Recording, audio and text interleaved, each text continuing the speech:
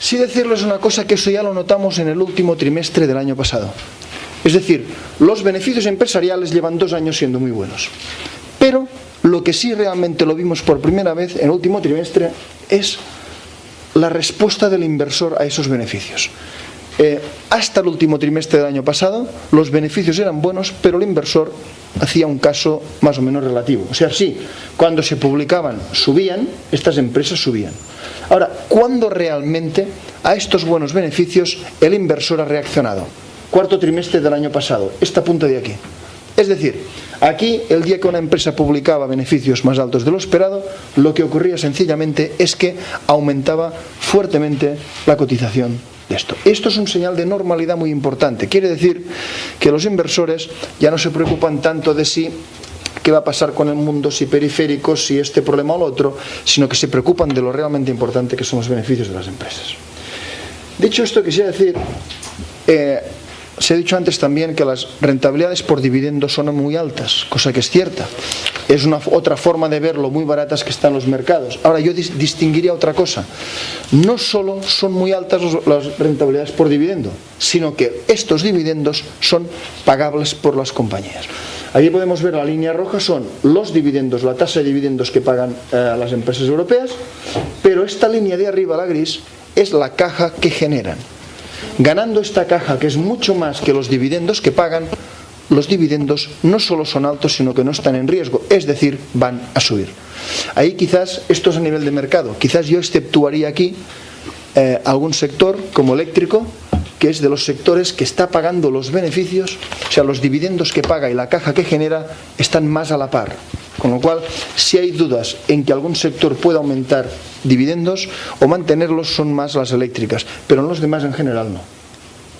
Entonces, bueno, si entramos en valoraciones, hemos dicho España está barata. El problema para ir a España masivamente a invertir es que el mundo está barato, y el inversor lo que está diciendo es, si el mundo está barato y España está barata, pero España tiene un problema inmobiliario y bancario por resolver, de momento invierto fuera. Otra cosa será si España está barata y el mundo ya no lo está. Entonces el inversor sí que puede decir a España tiene más riesgo pero más rentabilidad para ganar. Ahora mismo no, tiene mucha rentabilidad para ganar el mercado español sin duda, pero el mundo también, y muchas zonas del mundo con mucho menos riesgo. ¿Cómo está la renta variable del resto de barata? Pues muy barata. Por ejemplo, el Eurostoxx, nosotros valoramos el Eurostoxx, el mismo procedimiento, 50 empresas, nos da un valor del Eurostoxx en 4.600. Como mucho llegamos hace poco a 3.000 y poco, y hemos estado en 2.700 hace 2 días. Pero es que lo miremos como lo miremos, aquí voy a ir deprisa, precio-valor contable, las bolsas están baratas, PERES, las bolsas, vamos a ver, los PERES están muy bajos hoy, y como la perspectiva de beneficios es crecimiento, fíjense ustedes, los PERES 2013, o sea, 8 son PERES bajísimos en todos los mercados del mundo.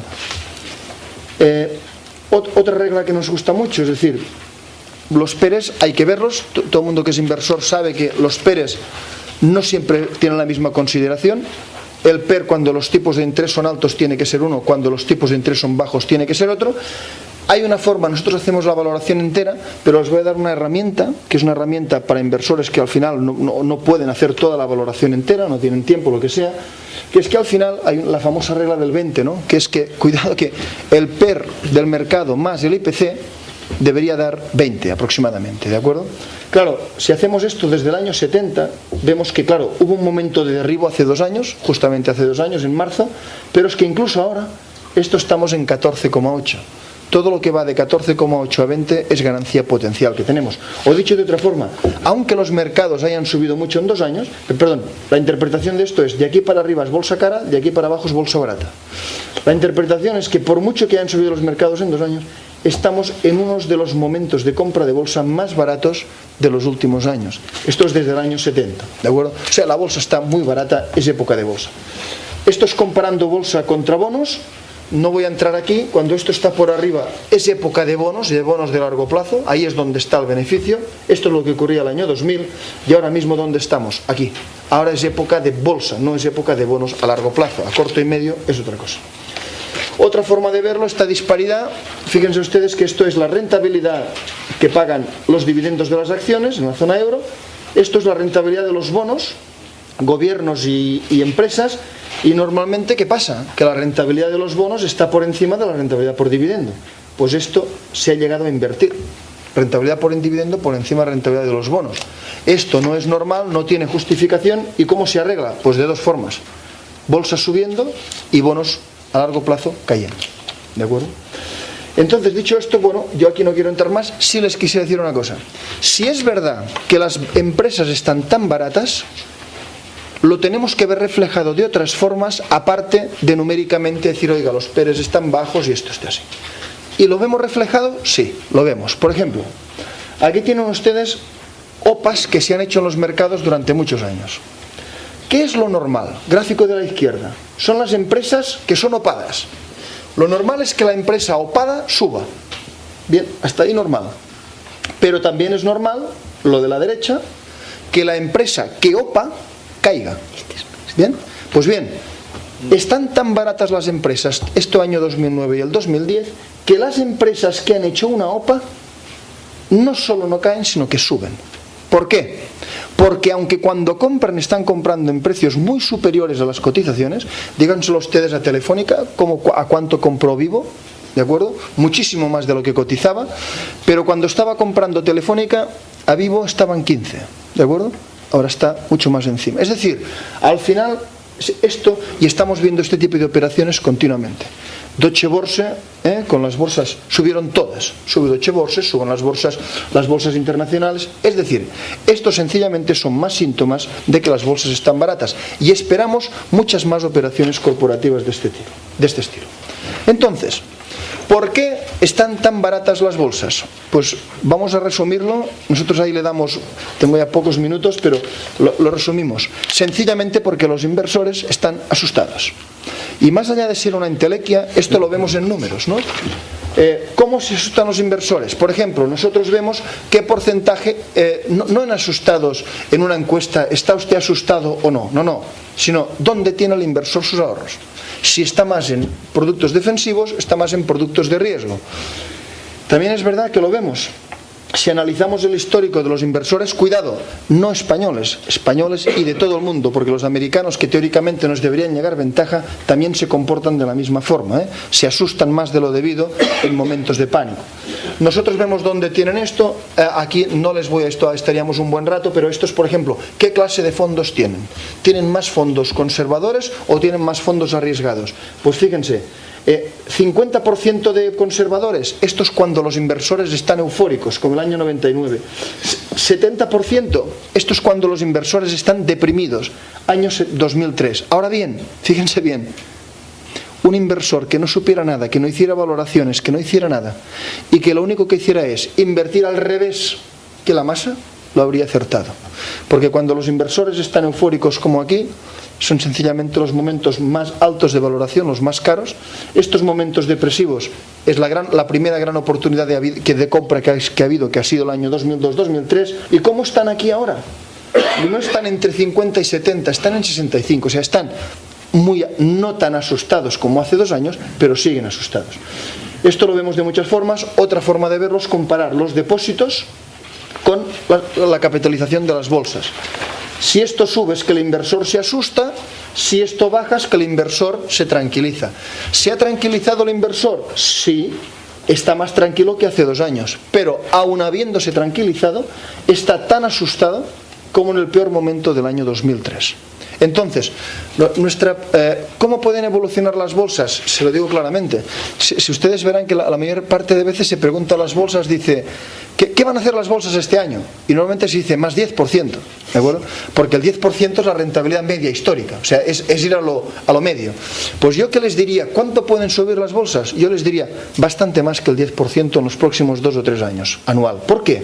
Primero, hemos visto que los beneficios están creciendo 16-15%. La estimación, luego veremos al final, pero son muy altas. Si únicamente las bolsas crecieran como los beneficios, podrían crecer a 15-16%. Pero 2, es que el punto de partida es bajo.